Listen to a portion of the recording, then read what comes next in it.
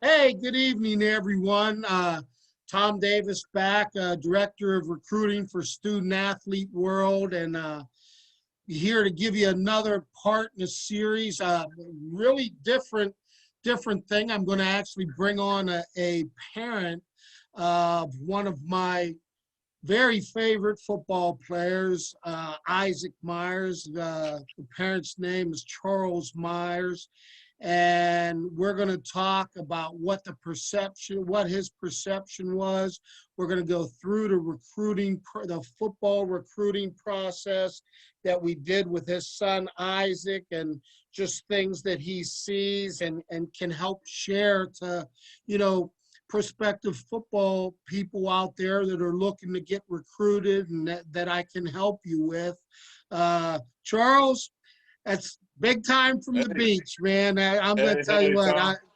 we have a very good relationship, have Yes, sir. since meeting him way back when his son was late in his junior year, Yeah. and everything. And I'm gonna let him introduce himself and tell you about his son, and let him take you through the recruiting process as he saw it as a football dad, and what I did for them, Student Athlete World did for them, and actually, things that we had them do to help Isaac, be more assertive and take part in his recruiting process. Charles, you're the man. It's Hey, your show. Tom. Hey, thanks. I really appreciate you inviting me on to do this with you tonight. This is something that's near and dear to my heart. I was kind of backdoored on the whole thing. I had certain perceptions that I thought were going to be how this thing went down, and I was surprised because it wasn't anything like I thought it was. Um, I grew up watching TV and movies, and they just always show this stud quarterback that has all the recruiter, all the recruiters lining up to see him play and sign him, and they were just going to fall in his lap and this and that. And it's nothing like that at all. Like I told you before,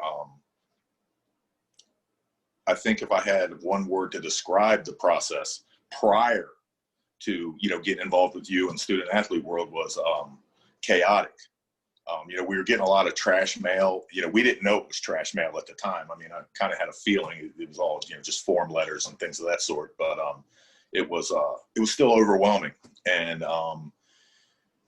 you had gotten involved with Jeff Smoot and recruiting for Gavin Smoot, and Jeff and I were close. We had mutual friends, and had hung out on the golf course, and watching our kids grow up. I used to coach Jeff's son in Pee Wee football for quite a few years, and felt like they were part of the family. And Jeff's telling me, hey man, there's more to this than what you're thinking. I've met this guy, Tom Davis, Student Athlete World. You should give him a call. So through Facebook, I'm a shameless promoter of my kid. So through Facebook, I'm posting this stuff, and you were sending me comments congratulating us and him, on these milestones he was achieving. And Jeff said, hey, Tom told me he really wants you to call. He wants to talk about Isaac. He wants to talk about Isaac. And I said, all right, Jeff, I'll give him a call. But I said, man, it's not in my budget right now for hiring a recruiter at this point. And he's like, just trust me, give this guy a call. He's different. He's about the kids, man. Just call Tom. So you and I were forming this kind of online relationship between us, having to do with just, I think our we had a lot of things in common. We both love sports, and we both love kids. You know what I mean? We're watching these kids do these things. They're doing the hard part. So the least we can do is do some things to, get them moving in the right direction and give them options, So I held out longer than I should have, which really made it difficult on me because, you had told me to give you a call and we would work all the details out, but you just wanted to make sure that Isaac was going to be okay and he was going to have some choices. And I held out longer than I should. And when I finally, gave you the call, you and I sat down and we're starting to talk on the phone. And it was like all the details were taken care of. you just wanted to make sure, hey, what does Isaac want? What's he thinking? You kept coming back to that, and I kept going back to the business side of it. Like, okay, well, what's this going to cost me? And you're like, well, hold on, and we had this great conversation. I remember it was hours long. Sure. And afterwards, you had broke down some details. You definitely made it work for us, and we got on board with you. As soon as we got on board with you, I remember you told me, all right, now all you got to do is just go be a fan of your son. And I had never experienced that because I felt like I was always at work, because, I got to spread this kid's, I'm trying to, through Facebook and Instagram and Twitter, I'm trying to spread his face around and get any kind of, and I'm paying for camps that, are the wrong camps. They're the wrong camps, but I didn't know that. I was just doing what I thought was best for my son. And, like everything else, I was just like, well, if it costs a lot of money, then it must be good. And so I'm sending them all these trash camps, and then, we start doing business with you and Student Athlete World. And all of a sudden, all I had to do was relax. You had pretty much taken any kind of financial strains, off my shoulders. We were able to start focusing on Isaac. And that's when we were able to start really delving into the other part of this recruiting process, which is, the actual scholastic side of it, and what we realized was that, Isaac was not a natural test taker. He wasn't this kid who could, stay up till 2 a.m. the day before the ACT and go in there and ace it. He had to work at it a little bit, and he worked very, very hard at it. He worked very hard. It was something about this like overwhelming black shadow of a test. It just, made him a little nervous, when he had to go in there and he was, under the gun for that side of it. Between the hash marks, the kid, owns it. But, there's this other side, and we were able to start focusing on that now because we had you taking care of, making sure, coaches were knowing about him and he had to just keep getting grades and playing football. And he was doing both of them at a very high level. And so he's doing his job. And you and I did our job. And my job was to be a fan of my kid, which I did. So it was so great.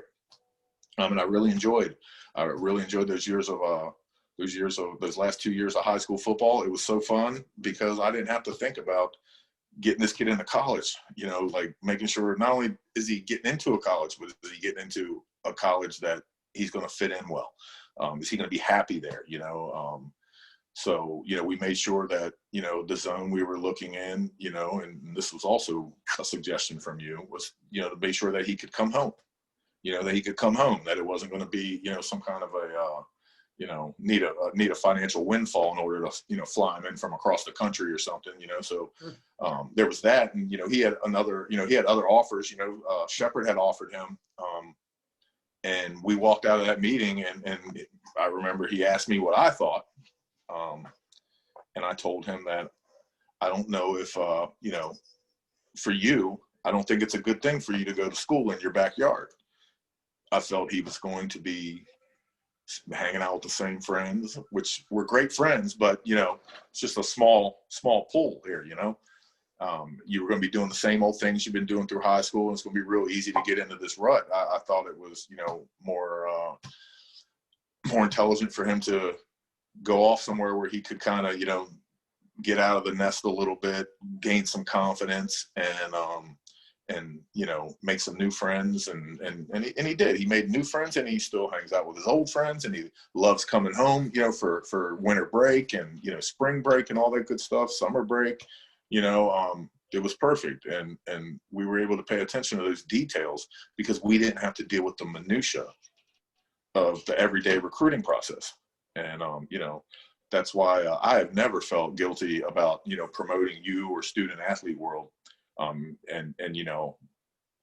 do it a lot. I want people to know because, it's your kids and we spend so much, cash on things that don't matter. Spend a little bit on something that really matters because college is such a defining chapter in their lives, and it's a good portion of their life, it's roughly 30% of their life at that point, is spent in college, and you got graduate school and all that good stuff, hopefully. And the recruiting process is just more than just getting them into school. It's getting them into the right school. And, I'll forever be in your debt for helping me with that, because you were amazing. Just to chime in a little bit, I mean, I remember all the way back to, sending you messages and, here, word travels, and I heard about this young man and just saw him, and I mean, I did. I fell in love with him athletically and knew that the consummate utility player. Oh my goodness. Knew that he could be really good, and Jeff had set us up or tried to set us up, and I still remember being very happy when we got on and we started talking. Oh yeah, it was great. And the best thing that you say, is I took the stress off you, because sure. And my thing, and I tell the parents, I'm like, you know what? I said, coaches, they don't want to hear from you. You go on visits, they'll roll out the red carpet, they'll do this. It's gotta be Isaac, and it has to be me. Okay. Yeah. And their coaches. I said, that's who they want to hear from right now, because I said, so many people do it wrong, and parents are like, I send emails out for kids, and in my interviews, I mean, these college coaches, they're like, if the kid's not going to do the work, why do I want to recruit him? I want to hear from him or her in their own words. And sure, there's a lot of essay writing in the recruiting process, letter writing in the recruiting process. Like I said, you don't get to know that. That's not the part they show on TV, Yeah, there's a lot of work. As well as me. Big part with when we were signing and we're building his profile. First page on the personal thing, there's a thing, write a bio on your. Yeah. And I can remember I'm like, I said, Charles, don't you do it. Don't have anybody else. I remember that. I said, you need to do it. I said, when you get done, call me. Let me check it. I said, the first impression that you're going to make on a coach, and number one, they want to see that you've taken the time to sit there and write about yourself. Hey, talk about yourself a little bit and everything, and the other thing you say is, and I talk to people, and they're like, well, I'm going to these camps, and I'm like, guys, you're all camps. spend so much. My main thing in trying to tell, because I mean, I've played professionally, I've coached in college, and I've coached so many years in high school. And sure, that experience is valuable. Yep, I know the recruiting thing, and I'm like, guys, when I was coaching in college, okay, I used to get, the people would be, hey, coach, you're coming to this showcase. Here's the 300 kids that are going to be there. And I'm like, okay, let me take this 300 person thing, put it into my recruiting database. That's right. 6 of my kids are going to be there. 6 kids that I know about, that I want to take a look at. So where am I spending my time? And the point about it is, the other people that are there, they're looking at those 6 kids too. So I try to tell people, okay, you have probably 6 to 15 kids that everybody is sitting there looking at. And you know what? You may have to be a great showcase player and put on something that catches an eye, but for 280 out of those 300 kids, you're getting your T-shirt. Hey, thanks for coming and everything like that. That's right. The most important thing is getting your name and your accomplishments out to a coach, to where, okay, the coaches call me. Hey, you know something, Tom? Isaac, I mean, I really like it. Tell me. And it's not that they like him because they see that I like him as a player, and I'm there. Their first question is, tell me about Isaac as a young man. Tell me what kind of student he is. And so that is, people have no idea, you know what, as much as your skill plays a part, how much your character, how much your academics plays a That's part. right. Because Yeah, those scholarships are, there's a finite amount of those scholarships, you know, and you're right. They don't want to waste it because, you know, they need it. I mean, we're talking about a lot of alumni dollars involved. I mean, it certainly is a business, you know, so they don't have time for some Mickey Mouse kid that's going to, be running down through the middle of campus, you know, getting DUIs and stuff that's going to, you know, take him out of the play. And you know how that goes, man. I mean, we see it every day in sports, you know, unfortunately. They want to know that this kid's, you know, got his head on straight. Plus, I mean, let's face it, who wants to deal with a kid like that anyway? You know, it can be a cancer. Number one, especially when you have 84. Well, D1, you have 84 other sons on campus that you have to worry about. And that's right. People will go to me, you know, they've asked me, great coaches, they know everything that's going on. I said, you know what? They don't know everything because it's impossible and all that, but they have a good hand on how everything is going. Absolutely. And, you know, social media makes that easy as well. To me, it's unbelievable now how, if you're looking to go get recruited, that you put bad stuff out on social media. I know, it's crazy. And everything like that. I mean, you know, you've heard me tell stories from Division 1, 2, 3. Oh man, I saw this kid, and I was talking with Terry Smith, who's the assistant head football coach up at Penn State, and the corner coach, and he was telling me, it's, you know, I try to tell people all the time, they are looking at what you do, and he goes, Tom, we have a whole department that here's all the recruits. Okay, guys, delve into everything that they do on social media. Let me know if there's red flags coming up. Coaching staff wants to know. Absolutely. And how much of that's, you know, trickles down from their parents, because, you know, you got this kid who's, you know, a gifted athlete, and, you know, maybe he's a hero to his family, you know, a small town, you know, hero. He's doing big things, and, you know, the big fish in the small pond, and, you know, everybody's always kissing the kid's butt, and, you know, and his parents think he's the, you know, the second coming, you know, and this kid just, you know, goes off where, you know, he has no boundaries, and, you know, they think very highly of themselves, and they get out there in the real world and realize, you know, that's not the way things go. Mommy's not here to wipe my tears anymore, you know? So, there's a lot of things in play here, which, like I said, goes back to finding a program that fits, which is, probably the most difficult part. I mean, these kids are, especially today, are, you know, way more in touch with, you know, what's going on up here. You know, they know themselves well. You know, they're from a generation that is, you know, finally allowed to, you know, admit things like that. You know, when you and I were coming up, you know, you were just told to, you know, suck it up, buttercup, you know. It got handled. You got handled by your parents a lot. That's right. No idea. Things, you know, and whether we like it or not, that's the way things are now. So, you know, it's even more important to, you know,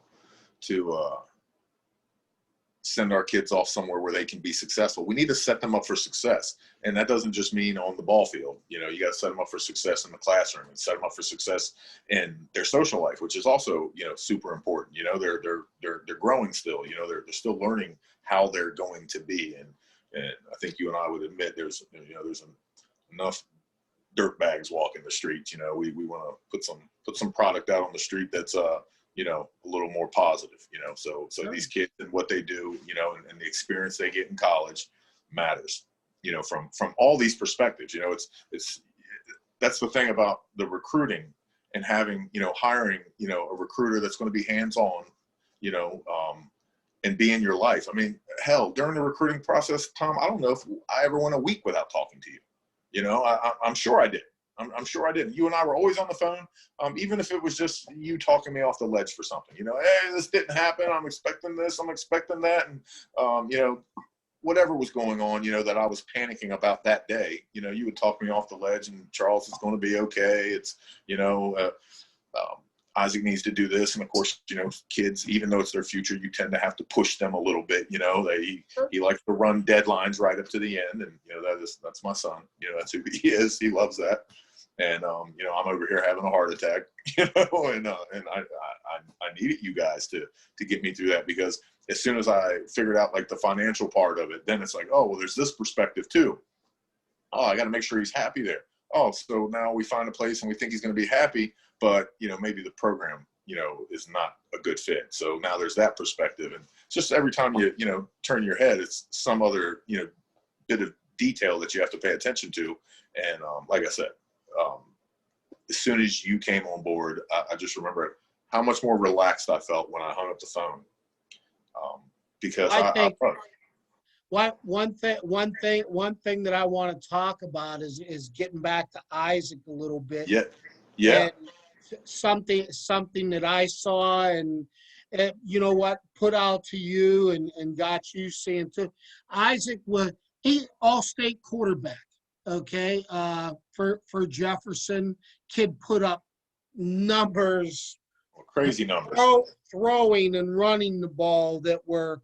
Senior year, he rushed for 1,315 yards, like crazy numbers. For over 2,000. The kid was a something crazy, over 2,000 yard guy. But I can remember telling you, I said, you know what? I said, he might not be a college quarterback. The kid is an athlete. You did, yes. There are gonna be people. He was also a linebacker, to which he did very well. He could be a slot back.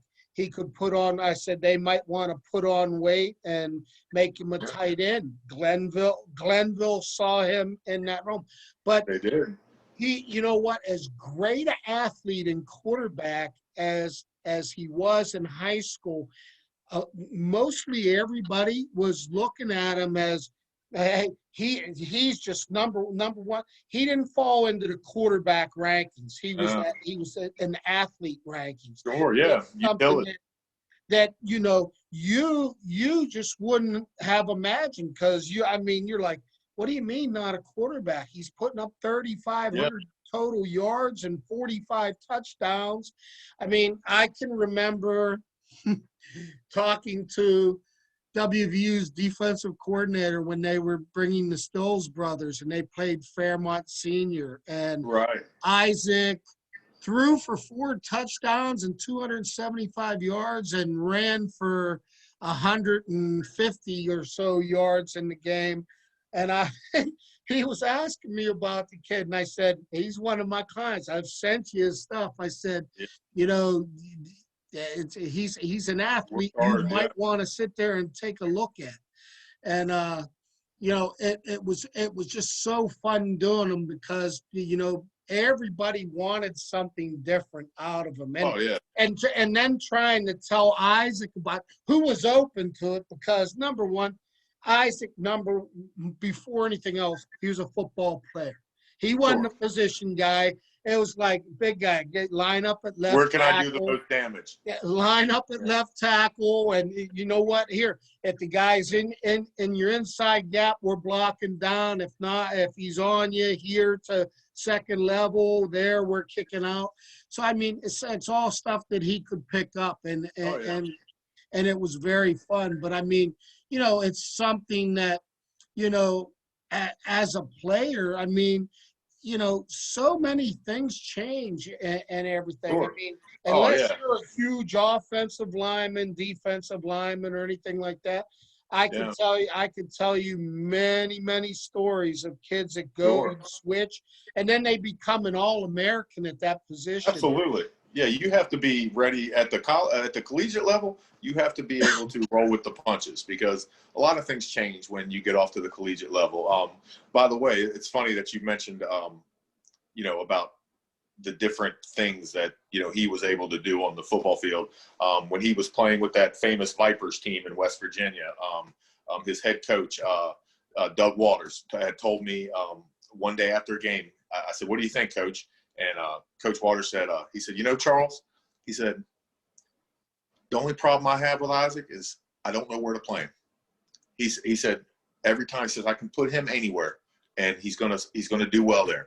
And then, yeah, you came back, a few years later and told me the same thing. And it never really occurred to me like how important that was. Because, if he was just a quarterback, that would have limited him a lot, because of the fact that, he wasn't a position player. I mean, his senior year, he kicked some field goals for us as well. I mean, it was crazy. It was crazy. Like, put him there. And I was so proud of that. That's a great thing. And like I said, I'm a shameless promoter of my kids. So, the fact that he was doing all these things, I was just really having a good time because I was able to, because you were taking care of the work.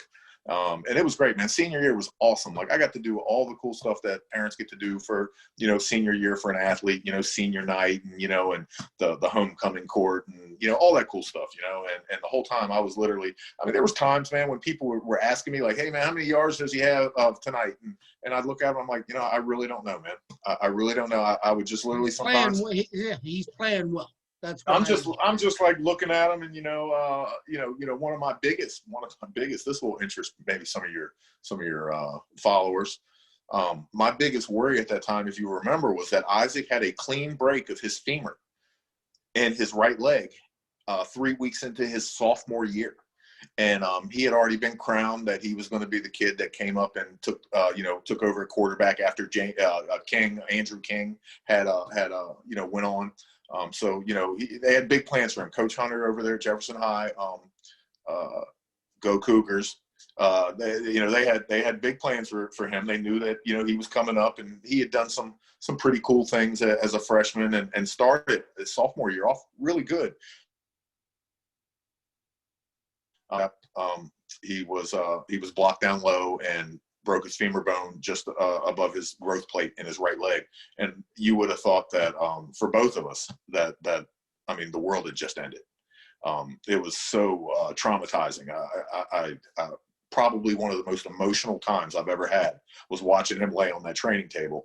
And at that time, we didn't even know it was a broken bone. We thought it may be a torn ACL, which, at that level, we didn't have access to the type of doctors they have in, the NCAA or the NFL, so the chances of him getting fixed like really well were thin, and it was scary.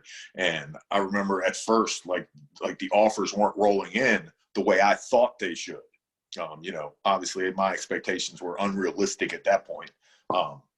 But the offers weren't rolling in. And I remember I'd call you on the phone, Tom, I don't understand. Like, there's nothing coming in. What's happening, Tom? What's happening? And you were like, calm down, big guy. And you'd settle me down and tell me what was happening and started to help me to manage those expectations, which was huge, because I think a lot of these parents don't get that opportunity, especially ones that try to go this process alone. They don't get that kind of relief. So, it's a stressful couple of years because you really don't know, because why would you know? You don't do it every day, I'm not, I know that if, the engine blows up in my car, that I'm not changing that engine. That's above my expertise, and when we're dealing with our kids, I think that's what we want, and what we should expect is expertise. So if we can't give that to our kids, it's okay. There's student athlete world and Tom Davis to help you with that. That's great. That's like the best gift you can give somebody is peace of mind. So going through that injury, I'm thinking, although we were lucky to get him in to see a really great doctor, and it was crazy. He broke his femur on October 10th, and he was back playing rec league basketball, which I know you didn't approve of at the time, but rec league basketball by January, by January. That's crazy. It was amazing, like supplements and all kinds of just good medicine, and the fact that, I was dealing with a 16-year-old, but, you helped me get through that process. So there was all kinds of different perspectives we were dealing with, from fitting in to financial to, him being happy to, distance from home. And then of course, the injury, were we going to get any offers at all? Were we going to get any offers at all? That was the whole thing, man. And it was definitely way better after you and I spoke and you and I were able to take care of the business side of it. And like I said, I appreciate that. Well, I appreciate you. Isaac, everybody over there in the Panhandle, and Oh, your hope family, Tom. hope to get back and start out. There's some very good kids over there that, I definitely think that could. I've seen where they're going. Definitely think that I Oh, yeah. could help them do more and everything Sure. like that. It's like I said. I mean, I am in a recruiting hotbed for football up in Pittsburgh. Oh, yeah. It Big fan. makes it very, very easy. Let's put it this way. The top 50 programs in the nation are all coming to the high school. The coaches do a great job I and can see everything that. like that. There are some kids, best, but you may disagree, but I think he's the best defensive player in the league right now. A kid named Aaron Donald came out of Yes. No, I couldn't agree more. Yeah, Penn Aaron Hill Donald is special. Penn Hills High School, and I can Yeah. remember that he was a two-star athlete, and Pitt gave him a shot. And I mean, I had watched the kid play high school and everything. I'm Yes. like, how is it, the He people don't changes see it? games for sure. Aaron Donald changes games. When he goes out of the game, you notice that he's not there. And when he comes back in, you most certainly notice that he's there. He's one of those players. It's like with LT, everything else. That number one, you better know where he is on the field every time, and Absolutely. have something set up to sit there and take care of it. There's nobody in the league that can block the guy one-on-one and all. And this was He's a a guy. generational athlete. He's definitely a generational athlete, and underrated, in my opinion. I mean, everybody. It's because he really does it in a quiet way. You know what I mean? He's not. I mean, Aaron Donald's a class act, in my opinion. And I know him. I've talked to. He's probably one of the most. I'll go to the Isaac Myers. He's a humble guy. He That's not. knows he Yeah. knows he comes from the neighborhood of Penn Hills, right outside of Pittsburgh. Does everything well, and he's a class act. Talks about everything, carries himself in all the right ways. And Did I see you? Did I see you share a post? I think yesterday. There's 9 PIALL football players playing in the Super Bowl. Is it 9? it's the second most in the nation. Yep. Wow. Florida Wow. has 14 and Pennsylvania has 9. Wow. Playing in the Super Bowl. And as I said, I mean, I've I've had my stuff with people out there, and they're like, we'll bring this team to Pittsburgh, and just Yeah. I'm like, guys, it's not. Believe me, it's not like that. And I don't know. I tell you what, they definitely have a knack for producing, some big time defensive players in Pennsylvania, man. Going back to one of my favorites, I'm a LeVar Arrington guy, man. When that guy came to Washington, man, from Penn State, I was stoked. I remember watching the draft that night, man, and I was just stoked. We got, LeVar Arrington, and he was going to bring that LeVar leap to Washington, D.C., man. I was definitely excited, man. So definitely one of my favorites comes from your hometown, Charles, he grew up, on that 10 minutes up the street at North Hills High School. Oh, yeah, North Hills, yeah. And yeah. I can remember his freshman year. And North Hills, they play big time football. I mean, when I was getting out of school, the head coach that's at Pine Richland now is a guy named Eric Kasperowitz. Okay. And he was the quarterback of North Hills when they won the USA Today National Championship. Okay. And but LeVar, I can remember seeing this kid, and I think I showed you the picture of him. Yes, when he was I know in the one you're 8th talking grade about. playing It's like a man basketball. amongst boys. Yeah, I mean, Oh, yeah. this kid was chiseled beyond It was imagination. insane, man. What is that? His dad was an Army officer, wasn't he? Yeah. Yeah. His, I've seen some interviews with his dad. He came from a good family. It's important, man. But Important yeah, for I the mean, kids to have that. you hit the nail right on that. Number one, I think we don't produce the vast amounts of the D1s. I think that parity's gone throughout the country and all that. Yeah. But the kids are coached very well up here. Yeah, they And are. you know, they have a good background. When they go to college, they do very, very well. And then they get into NFL. I mean, I can't tell you. I mean, you know, the Hall of Fame put out stuff, and just the number of people in there from Western Pennsylvania. Oh wow. Yeah, I can't even It's imagine. amazing.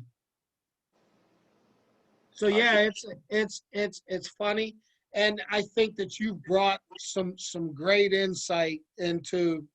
I really want to get a football parent on here that Yeah. had gone through everything, especially a kid. I mean, you know what? That it's like you said. You think that everybody in the world is going to find him and all, only to go and see that, you know what? There's probably another 3,000, 4,000 kids across the nation that are putting up those numbers like That's right. that to choose from. Yes, Tom. And it's like I always used to tell people down there. I said, you know what?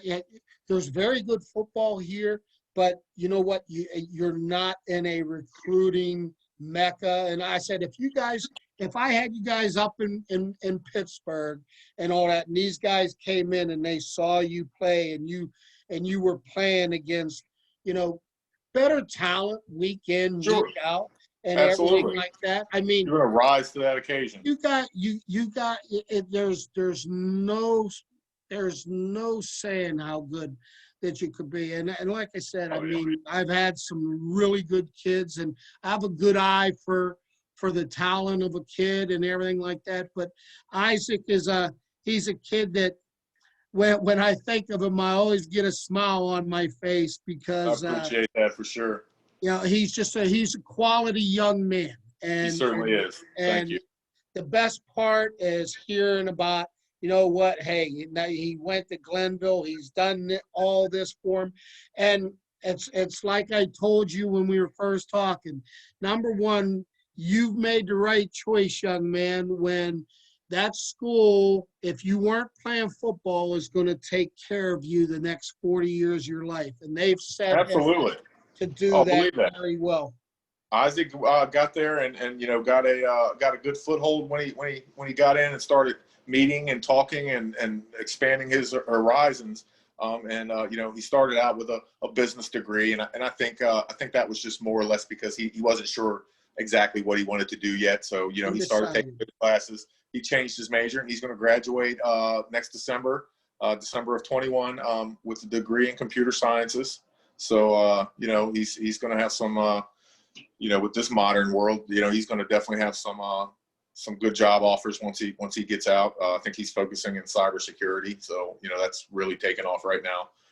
But the important thing that I like about the whole process is that he's making clear and you know concise decisions, you know, based on information that you know he's able to gather up because he's thinking for himself. You know, he's thinking for himself. He's not that sit back kid anymore. He's not. No, he's a very insightful young man. You know, he's you know, my three biggest things I could say through this process as a parent is first, if you have a kid who really wants to play, you know, sports at the collegiate level, get started with the recruiting earlier. You know, that's huge. You know, don't wait. Time is of the essence. Two, talk to your kid. You know, very often you think you know them, you think you know what they're thinking, but I can tell you the beginning of our recruiting trips and stuff, we were going to some pretty big schools, and I just noticed he wasn't getting excited about, you know, all these recruiting trips, and he finally told me, you know, that you know going to a bigger school was, you know, maybe not his first choice right now, and I said, you know, hey man, do what you want to do. I just want you to be happy. Fit. Right. Yeah. Fit. And, you know, that's what we got. So, you know, there's the timing, talk to your kids. And three, I'll say have fun and enjoy it because it goes by so quick. You know, depending on how things go with, you know, COVID-19, you know, I mean, there is a chance I won't get to see him in person, you know, play his last season of college football. That's very unfortunate. But, you know, I'll be watching on the stream for sure. you know, we have to roll with the punches. So if I guess if we're going to ask our kids to do that, we got to be prepared to do it as well. You know? Sure. You know, it's a like, brave new world, right? yep. And the to make things even, and I'm just gonna sit there and finish up. I mean, you know, with where things are now and NCAA rules changes and everything, Oh, yeah. I'm gonna bring up the transfer portal for everybody. Guys, you cannot believe the amount of people that are in there. NCAA rules now, you can go Division I to Division I, not have Yeah, to sit still out. play. Yeah. So people that, you know, are finding out that, yeah, well, this isn't, you know, what I thought it was and everything. You know, when talking with Terry Smith, he's like, we have to know it, Tom, we have to know every kid in the nation now that's in the transfer portal because, Yeah. you know, he goes, we have some coming in to help us. We have some that, you know what, Penn State's not the right fit for them, and every school's going through. I see daily. I keep getting notifications on my thing. This kid transferring. This kid transferring. Yeah, a lot of it going on these days. These are some big name kids that were coming out of high school, Sure. and you know, it's like, hey, you know what? This isn't what I thought. LSU didn't work for me, so let me go over to Mississippi State's now my answer. So with everything going on, I mean, I just really think that I can help so many kids because it's like you said, you know what, Charles? Of all the kids, boys and girls that play sports throughout the United States, 6%, 94% of those kids are not going to get to sit there and play college athletics. So at any level. yeah, and this is what I tell people. So I mean, and don't get into D1 or bust and everything like that. If you're part of that 6%, man, yeah, I mean, you should feel honored. Division I, Division II, Division III, NAIA, JUCO, and moving up. I mean, you're part of the elite. You're part of the top 6% that are sitting there. It's a huge honor. Getting to play something that you love to play, but also the other thing that I talk about and just want to finish there is the network of people that will help you, the alumni. I can't, all my kids I talk to, I'm like, you're getting ready. I said, people are going to know what degree you have in the alumni, and they're, hey, yeah, Isaac, here's my business card. That's right. You know what? I see you want to get into computer science. Just what we're looking. I'd love to have another Glenville kid. Who you know, Tom? I mean, that's an age-old mantra. Not who you know. It's not what you know, it's who you know. You know? Exactly. That is a big part of it. I agree. And you get put into that classification, and it only helps you. It only helps. Oh, it certainly does. The other thing, you know, going back to, you know, talking to your kid is, you know, when you get those D1 or bust attitudes, you know, your kids hear that. They hear the things you say. Be careful what you say. I think it's a lot harder being a kid today than it was when, you know, you and I were coming up, man. They have a lot of pressure on them already. We don't need to put, you know, unneeded pressure on them. You know, let them focus on the pressure that matters. You know, don't let them worry about whether, you know, you're making mom or dad proud. You know, just you know what? Just get the grades. You know, what happens will happen. Let me worry about the business side. You'll end up where you're supposed to end up. You know, don't put that pressure on those kids. And you know me, and we've developed a great relationship, and absolutely, like you said, and I'm gonna let you know. I mean, you guys are family, and all those guys that were out there in the Panhandle, you know, great relationships with. But you know, there are times that I wish when I was getting recruited for football and baseball, and there was no phone, there was no social media. Right. Yeah. You know what? Crazy. Everything was taken care of through letters, through your coaches, and through phone calls directly from the coach. It was an entirely different period. There was no posting of I got this, I got that. And it's funny. I was watching watching a friend of mine, good baseball guy, Matt Lyle, on today, and he had a guest on, and they were talking about these young kids at young ages. Well, you know, I've made my commitment in ninth grade to this school. No, you haven't. Right. What it is a verbal. We like you, and you like us, so you're Yes. verbaling, but nothing is there till junior year when you That's sign right. letter of intent.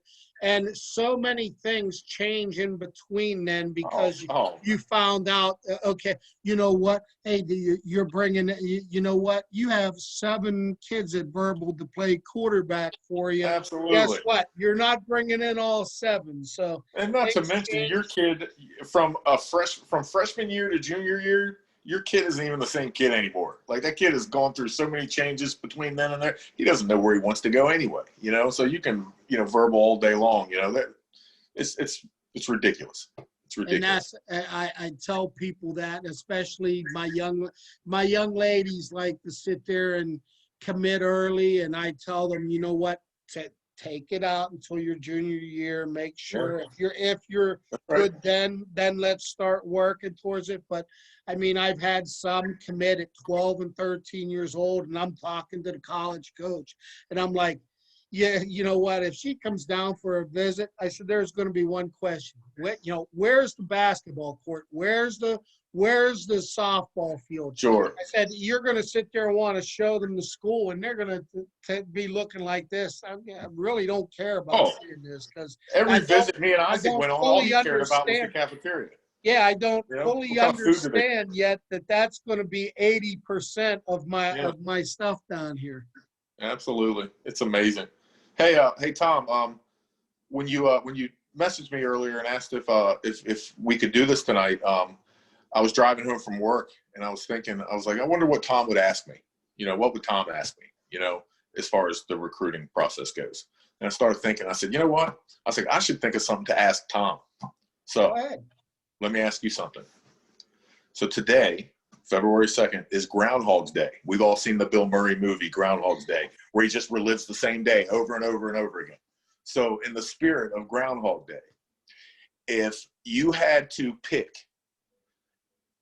a sporting event experience that you have experienced yourself in life, a professional game, a little league game, whatever, any kind of sports experience you've personally had, and you had to relive it every day for the rest of your life, which experience would that be?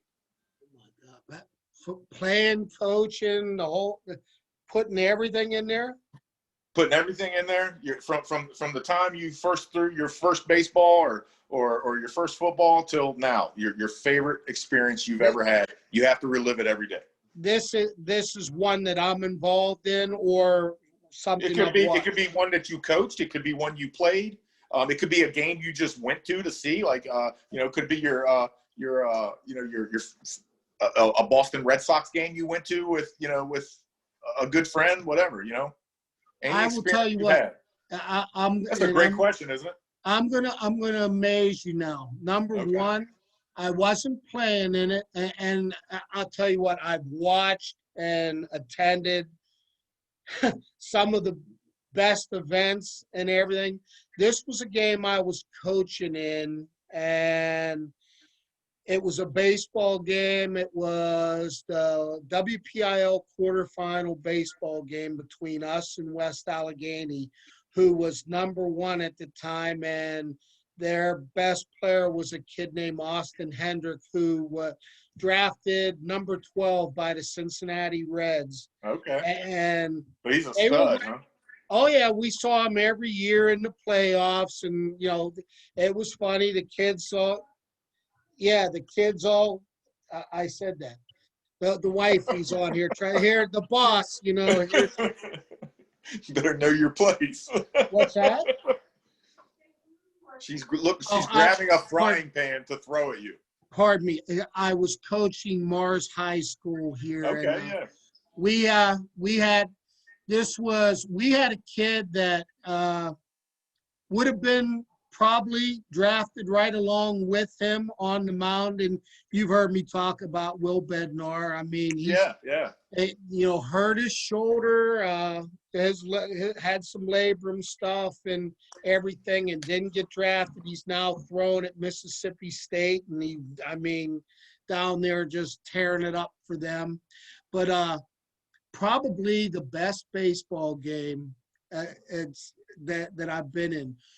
Two really evenly matched teams with good players, and they were number one, and I think we were number 4 at the time. And Okay.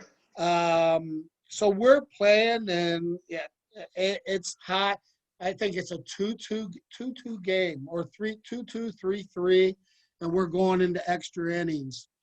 And we get to the 8th inning, the 9th inning, the 10th inning, and I can remember turning to our head coach, Andy Bednar, who was sitting beside me, and I just turned and looked at him. I said, and people were going crazy. Okay. I mean, you'd have thought it was Yankee Stadium. People heckling our players, our people doing it right back. And I just turned, I said, man, this is the greatest game I think I've ever been involved with in high school athletics. And I've had some good ones, football wise and everything, but just the overall environment. I actually played in one my senior year against Northgate High School. They won the state championship, and I had beat them earlier. And we got into an extra inning game, and I had to come out because of the innings rules and everything, and we ended up losing this game. But, I mean, for a baseball game, I can remember people along the hillside going nuts, lining the fences and everything. It was great. And there's us, there's Northgate and North Hills all within 10 minutes. Yeah. And, we all knew each other. I mean, most of my friends were those kids that I was playing against because we played summer ball together. Oh, that's cool. Yeah. That's the greatest thing about sports. I remember when Isaac was playing Pee Wee, we had just moved to West Virginia from Maryland, and we went out first year. We held a draft in our Pee Wee in our youth league, and he was drafted. And I got the call from his coach, George Kasanovich, for the Ranson Bears, and called me and says, "Hey, I just want to let you know that we chose your son with the first pick." And I was like, "Thank you very much." He goes, "See you at practice on Tuesday." "Yes, sir." So I hung up the phone, and I was sitting down. I was telling Isaac, and he's like, "Okay, well, I guess I'm playing for the Bears." And I'm like, I said, "Buddy, you were picked first." I said, "That's kind of cool thing." He was like, "Yeah, so I guess I'm playing with the Bears." He didn't care.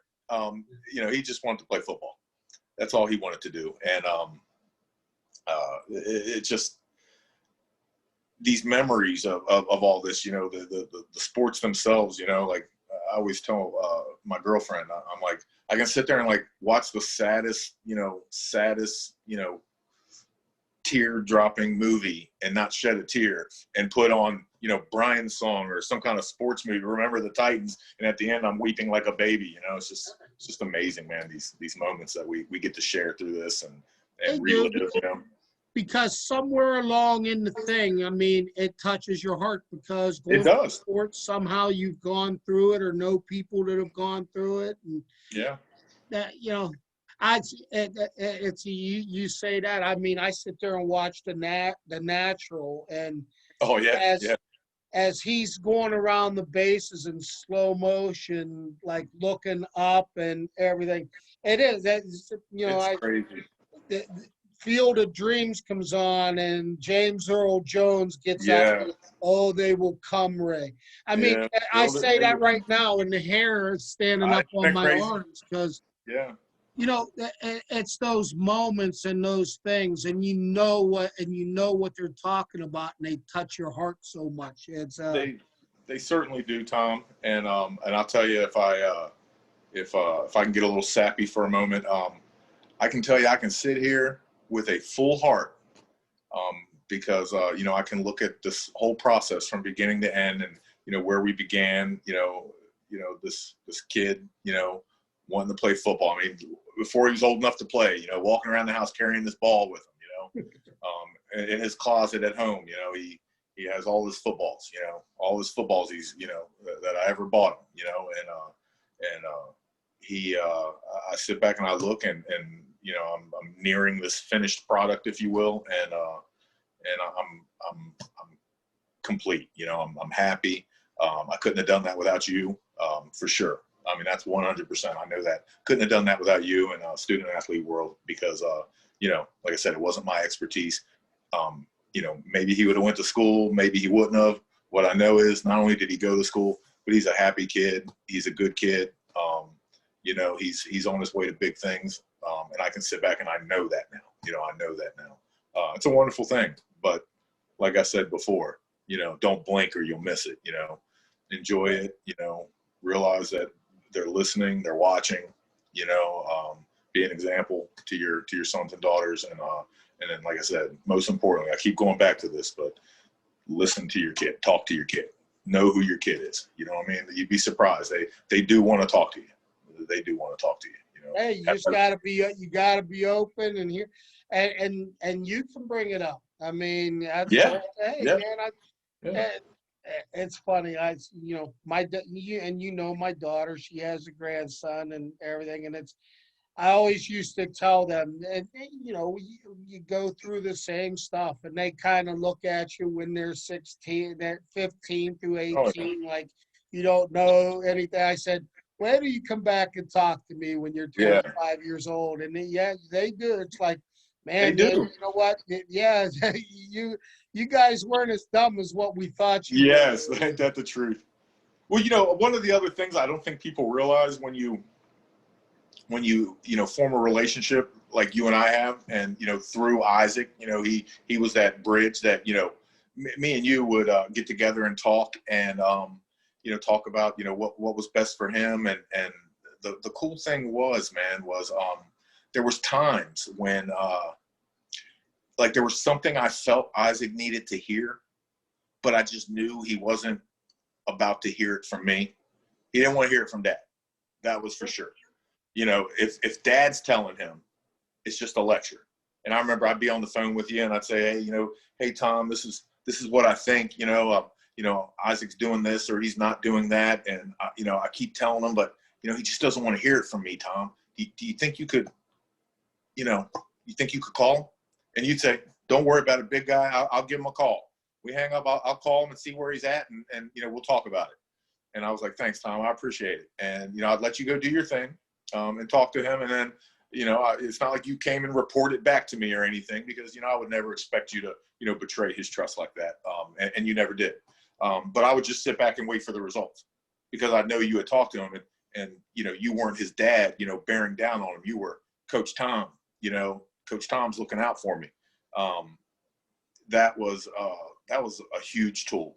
That was a huge tool to be able to have you there like that and for you to be so happy and willing to, because that was, certainly not in the agreement we talked about, when we were talking about that business side.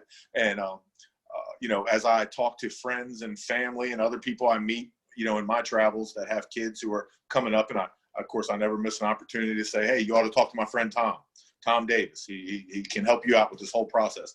And I usually get the same talk back, which is, well, we're thinking about, I think we can just recruit ourselves or, it's not that difficult. I think we can just do it. I don't think we should be spending money on recruiting right now, and they have that attitude and people are entitled to that. And if they can get it done, then, more power to them, I guess. But I'm just saying it doesn't have to be that way. The stress doesn't have to be involved.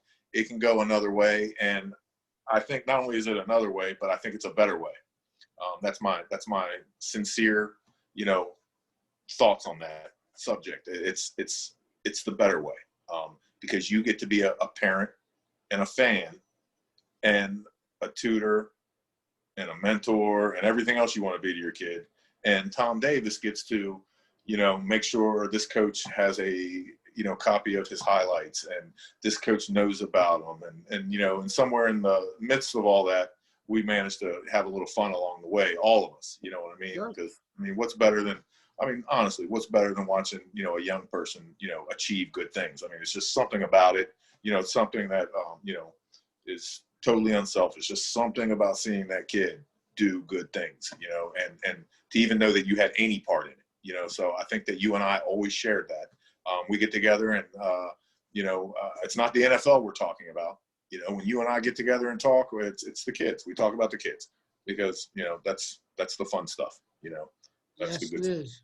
You're exactly right. I mean, there's, yeah, you do this for business and all that, but it's stuff Sure. like you say right there. Kids sending me stuff, kids saying stuff about. That's what it's about. It's Sure it is. establishing relations and everything like that. So, I I truly am thankful for you coming on and all that. It's my pleasure. And this is gonna be when I share it, I'm gonna say, guys, yeah, take the hour or so to watch this and be open-minded and hear what Charles has to say. And I mean, it's good. And Thank you, Tom. with everything going on right now, I mean, I can only help a lot more because there's a lot more uncertainty and the competition It really for is. spots now is like unbelievable, Charles. It's great. Like I said, man, brave new world. I really feel for our kids in a way because it's just one more level of stress that they're dealing with. I mean, it's abnormal. It's abnormal. It's not what is intended, in my opinion. But we have to roll with the punches. We do. Well, Charles, thank you so much. Thank you, Tom. My pleasure. Make sure that you tell Isaac about this. I can't wait to see his comments. Yes, sir. And yeah, I'm sure. But as well as I do, anything that you need or whatever, I'm a phone call away, brother. I got you on speed dial, buddy. Hey, I hear you. Now you go in there and clear things up with the boss. Oh, don't worry. She'll take care of me. So to let me know, she lets me know of all my stuff, but she also is my greatest supporter. She loves, if you watch, she comments on all the stuff. Oh, I love it. Yes. She is your biggest fan. Believe that. And I know you are hers. She just said amen. So all right. You brought her to an amen moment. So I'm glad, man. I'm glad. Well, Tom, hey, it was great talking to you, man. Let's talk soon. And I look forward to, I guess, seeing us on social media, and I'll spread it around to everybody I can, my friend. All right, my brother. You hang in there and tell everybody that I say I love them. Come visit me at the beach, pal. Sometime. Wait, let me take care of getting upgraded here from my Zoom. I'm not like no problem, my friend. Be good, Tom. I'll talk to you later, man. All right, brother. Take care. All right, buddy. Thanks.